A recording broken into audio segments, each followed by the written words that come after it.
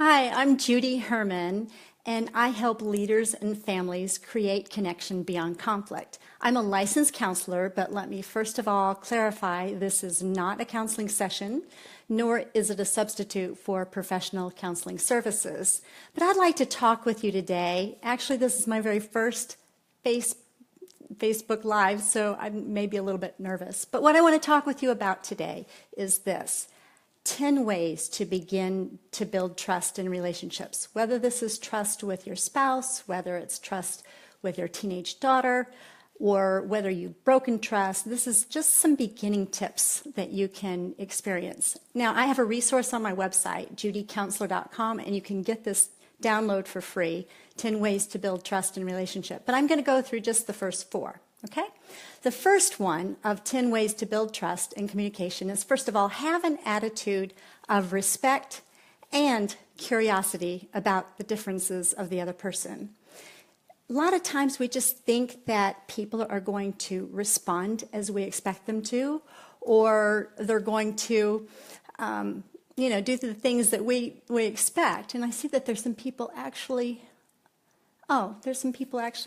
listening to this. This is cool.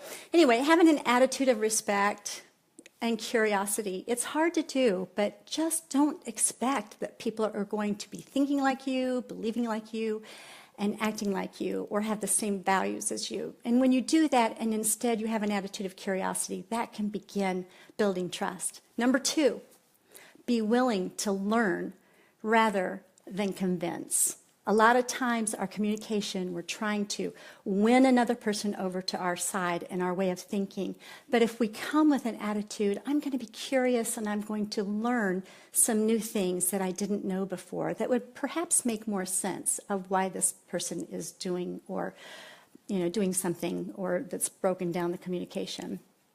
So being willing to learn rather than convince. And number 3, consider the other person's perspective of you. Okay, now this is kind of tough because actually what we think of how we think of ourselves and how we experience ourselves is actually very different than how other people experience us. And especially if you're living with a significant other or your spouse, you know for sure there's some differences that we see in them and they see in us. We see our blind spots. But if we can begin to consider that what their perspective is of us, that would be really a great thing, and you can break down those walls. Number 4, seek to understand more than being understood. Okay, yeah, that's really, that takes some practice, to seek to understand more than being understood. And the reason you do this is because this is a human longing that every one of us, we want to be heard, we want to be understood. And if we're not heard and we're not understood, then we're going to fight to try to get our point across, which is crazy. But when a person experiences you as really seeking to understand them, then that just opens the door for them to want to understand you as well. So those are the first 4 things. I have 10 altogether. But number 1, again, is have an attitude of respect and curiosity about differences. Number 2, be willing to be willing to learn rather than convince. Number 3, consider the other person's perspective of you. And number 4, seek to understand more than being understood. And again, I'm Judy Herman. I help leaders and families create connection beyond conflict. And I would love for you to visit my website or make some comments here, and I'd be glad to address them.